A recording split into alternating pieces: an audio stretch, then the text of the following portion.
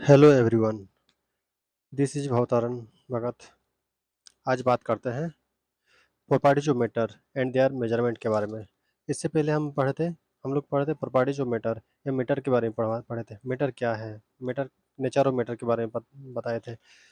उसके classification of matter के बारे में बताए थे कि कितना कितना क्लासिफाइड में डिवाइड करते हैं मैटर को दो टाइप के में डिवाइड करते हैं, physical classification and chemical classification. इसके बारे में जाने थे। फिजिकल क्लासिफिकेशन क्या है, केमिकल क्लासिफिकेशन क्या है, इसके बारे में डिस्कशन किए थे। आप अगर आप वीडियो नहीं देखे तो इससे पहले जो फर्स्ट लेक्चर वीडियो है उसको आप देखिए तो पता चल जाएगा। तो आज बात करते हैं properties of matter and there measurement. तो सबसे पहले बात करते हैं प्रॉपर्टीज ऑफ मैटर। मैटर का प्रॉपर्टीज क्या है? Every substance has a unique और characteristic properties. There are classified into two categories. ठीक है, जितना भी सब्सटेंस है सबका अपना अपना एक यूनिक यूनिक कैरेक्टरिस्टिक प्रॉपर्टीज होता है। ठीक है, यूनिक और कैरेक्टरिस्टिक प्रॉपर्टीज होता है सबका, अलग अलग एक यूनिक, एक अलग से तरह का प्रॉपर्टीज होता है। ठीक है, तो उसी तो सबसे पहले जानते हैं कि फिजिकल प्रॉपर्टीज। ठीक है, फिजिकल प्रॉपर्टीज। तो सबसे पहले बात करते हैं फिजिकल प्रॉपर्टीज ऑफ मैटर। ठीक है, तो फिजिकल प्रॉपर्टीज क्या है? It can be observed or measurement without change the identity or the composition of the substance. मतलब फिजिकल प्रॉपर्टीज क्या है? क्या किसी भी सब्सटेंस का ना उसका आइडेंटिटी चेंज नहीं करके जैसा है वैसे, जो ऑब्जेक्ट है, जैसे हम लोग पेन को देखते हैं, एक पेंसिल को देखते हैं, कलम को देखते हैं। ठीक है, तो उसका हम क्या क्या बता सकते हैं? तो उसके कलर बता सकते हैं, उसका ऑर्डर बता सकते हैं, melting point, boiling point, density बता सकते हैं। ठीक है, ये इसका फिजिकल प्रॉपर्टीज के अंदर आएगा। उसके बाद आता है केमिकल प्रॉपर्टीज। केमिकल प्रॉपर्टीज क्या है? केमिकल प्रॉपर्टीज क्या है? It can be acquire, change to occur, like composition, reactivity with acid and base. ये ये क्या करता है? इसका ओकर्स, ओकर्स क्या है? लाइक कॉम्पोजिशन क्या है? केमिकल प्रॉपर्टीज में कॉम्पोजिशन, जैसे H2O, H H plus O, hydrogen plus oxygen का कॉम्पोजिशन होके H2O बनता है। तो ये क्या हुआ? ये केमिकल प्रॉपर्टीज के अंदर आया। उसका रिएक्टिविटी, ये विथ एसिड, जैसे कोई एक रिएक्टिव, जैसे मेटल, आयरन को लेते हैं, आयरन एसिड के साथ रिएक्शन करके क्या क्या बनाएगा? बेस के साथ रिएक्शन करके क्या बनेगा? उसका रिएक्टिविटी, कितना रिएक्टिविटी होता है, तो इसके बारे में जानेंगे केमिकल प्रॉपर्टीज के बारे में। ठीक है, उसके बाद बात करते हैं measurement of physical properties. Measurement of physical properties, तो सबसे पहले आता है फंडामेंटल यूनिट्स। फंडामेंटल यूनिट्स क्या है? क्वांटिटीज क्या है? ये हम फिजिक्स का फर्स्ट यूनिट एंड मेजरमेंट में डिस्कशन करेंगे। ठीक है, तो यहाँ पर भी केमिस्ट्री का ही फर्स्ट चैप्टर में कुछ इसके बारे में बताया गया है। तो कुछ कुछ इसमें डिस्क्राइब करते हैं, बताते हैं क्या है। ठीक है, तो fundamental properties, the quantities mass length time are called fundamental quantity and their unit are called fundamental unit. Fundamental क्या, क्वांटिटीज क्या है? ठीक है, the quantities mass length time are called fundamental quantities. ये मास लेंथ और time क्या है? Fundamental quantities है and their unit are called fundamental unit. ठीक है, जो इसका यूनिट होता है, इसका फंडामेंटल यूनिट होता है। जैसे there are 7 fundamental units for the quantities.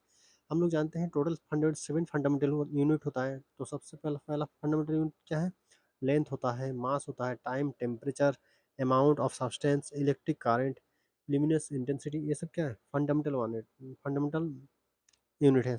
Total 7 fundamental unit होता है। ठीक है, तो फंडामेंटल यूनिट को किससे मेजर करेंगे? ठीक है, उसका एक सिस्टम का नाम दिया है international system, the international system of unit, ऐसा यूनिट जिसको बोलते हैं इंटरनेशनल सिस्टम ऑफ यूनिट है। ठीक है, तो इंटरनेशनल सिस्टम ऑफ यूनिट कितना है?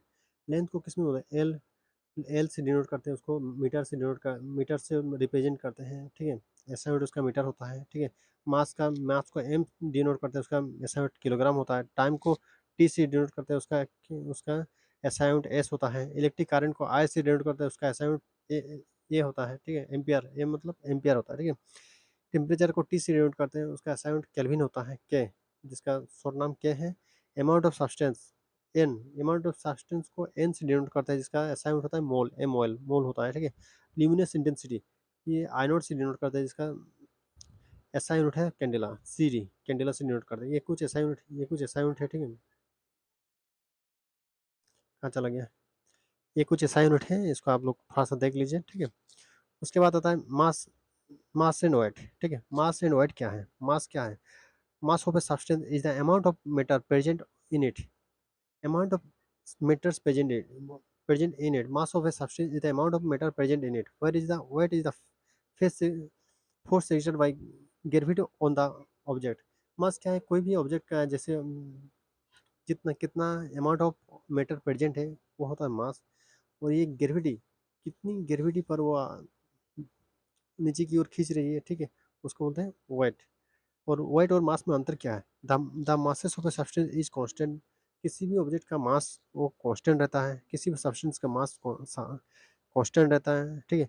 वेट में भी vary from one place to another place due to the change in gravity. Weight क्या रहता है? वेरी करता है।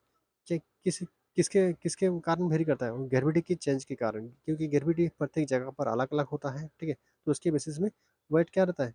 वेरी करता रहता है, ठीक है। ये है वेट और मास, आप लोग देख लीजिए और इसको नोट्स बना के लिख लीजिए, जिससे आपको आगे प्रॉफिट आगे बेनिफिट मिलेगा, ठीक है। और ये क्लास 11 केमिस्ट्री का फर्स्ट चैप्टर का पूरा नोट्स है, ठीक है। आप लोग इसको लिख के पढ़िए, समझिए। उसके बाद आता है वॉल्यूम। वॉल्यूम क्या है? ठीक है, volume is the amount of substance occupied by substance. Volume is the amount of substance, एक अमाउंट ऑफ सब्सटेंस है और ऑक्युपाइड रहता है सब्सटेंस से, उसी सब्सटेंस से ऑक्युपाइड मतलब फिल क्या हुआ रहता है। It is the it has the unit of length cube, मतलब length into breadth into height, ठीक है। तो length into breadth into height को वॉल्यूम बोलते हैं। तो ये एल क्यू से डिनोट करता है, ठीक है। एल का पावर लेंथ का पावर 3 से डिनोट करते हैं, ठीक है। इसका ऐसा यूनिट होता है, ठीक है। डेंसिटी क्या है? The density of a substance is it amount of mass पर यूनिट वॉल्यूम, ठीक है। दैट किसी भी ऑफ सब्सटेंस में अगर डेंसिटी को कैसे निकालेंगे? Density density mass upon volume per unit volume से अगर ये करते हैं डिवाइड कर, जैसे density equals to mass by volume, ठीक है। तो ये इसका जैसे लिखा हुआ है रो, डेंसिटी का ऐसा यूनिट होता है रो, ठीक है, इक्वल्स टू किलोग्राम पर मीटर क्यूब। किलोग्राम पर मीटर क्यूब, मीटर को लेंथ से डिनोट करते हैं, ठीक है, मीटर से डिनोट करते हैं, ठीक है। उसके बाद temperature. The amount of hotness or coldness, the measurement of hotness or coldness of a body is called measurement. किसी भी ऑब्जेक्ट का कितना गर्म है या तो कितना ठंडा है, ठीक है, उसको मेजर करने के लिए एक स्केल बनाया गया है, उसको बोलते हैं टेम्परेचर स्केल, ठीक है। Temperature scale.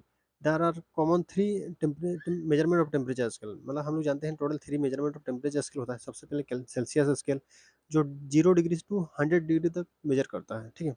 उसके उसके बाद आता है फ़ारेनहाइट स्केल, जो 32 फ़ारेनहाइट टू 212 फ़ारेनहाइट तक वो मेजर करता है, ठीक है। उसके बाद kelvin scale, 0 degree plus 0 degree Celsius plus 273.15 degree Celsius. किसी भी ऑब्जेक्ट के 0 डिग्री है प्लस 273 डिग्री अगर मेजरमेंट करेंगे तो केल्विन निकलेगा, ठीक है। ये अभी दोनों के बीच में क्या रिलेशन है? ठीक है, रिलेशन बिटवीन टू स्केल और to scalar.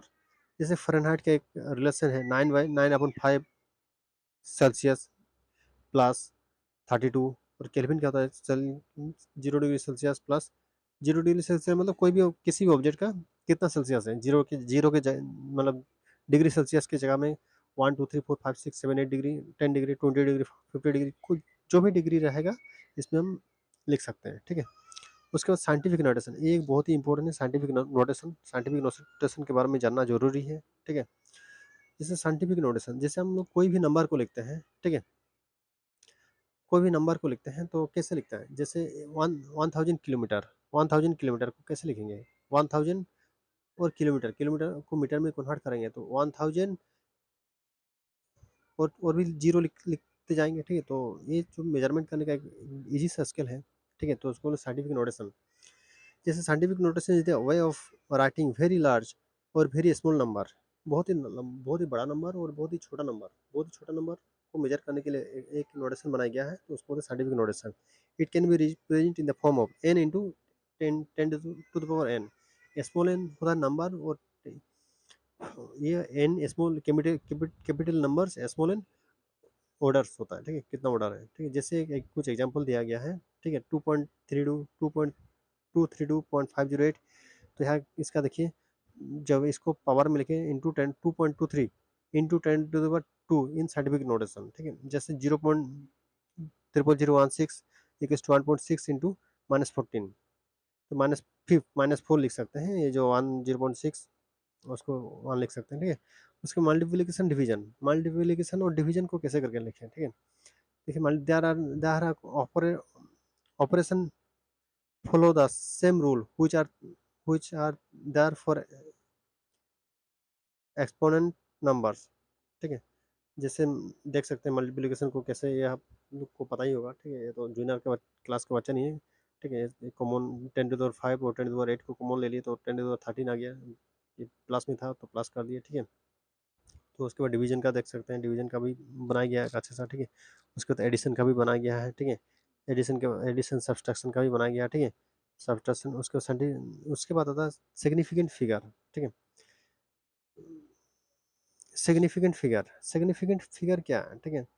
The number of digits in A value of often a measurement that contribute to the degree of accuracy of the value, ठीक है। जैसे नंबर ऑफ वैल्यू लिखते 3000, ठीक है। तो इसमें साइंटिफिक फिगर क्या हुआ, तो 3000, ठीक है। 3000 होगा, ठीक है। जैसे कुछ रूल है इसका देखते हैं तब समझ में आ जाएगा, ठीक है। Rule, non zero digit are always significant. Non zero जितना भी डिजिट रहता है उसको ऑलवेज सिग्निफिकेंट बोलते हैं, ठीक है। जैसे 1 2 3 4 5 6 7 8 9, ये सब नॉन जीरो नंबर है, ये सिग्निफिकेंट है। उसके zero that between other significant digit are always significant. अगर किसी भी दो नंबर के बीच में जीरो रहता है तो वो भी वो पूरा ऑलवेज सिग्निफिकेंट रहता है, मतलब सभी नंबर क्या होगा, सिग्निफिकेंट होगा, ठीक है। Final zero are occurs before after the decimal always significant, ठीक है। जैसे फाइनल जीरो है, ठीक है, उससे पहले कुछ नंबर है, फिर भी वो सिग्निफिकेंट रहेगा। अगर ये term zero use for specific decimal not significant, अगर अगर नंबर पीछे रहेगा, जीरो पहले रहेगा तो ये सिग्निफिकेंट नहीं रहेगा, नहीं होता है, ठीक है। तो आज का वीडियो यहीं तक। आपको ये वीडियो कैसे लगा, ये देखने के बाद कमेंट कीजिए, ठीक है। और ये इस वीडियो को ज़्यादा से ज़्यादा लोगों तक पहुँचाइए, जिससे क्लास 11th के बच्चों का अच्छा सा नोट्स बन जाए, ठीक है, जिससे एग्ज़ाम में उसको फुलफिल हेल्प मिले। धन्यवाद।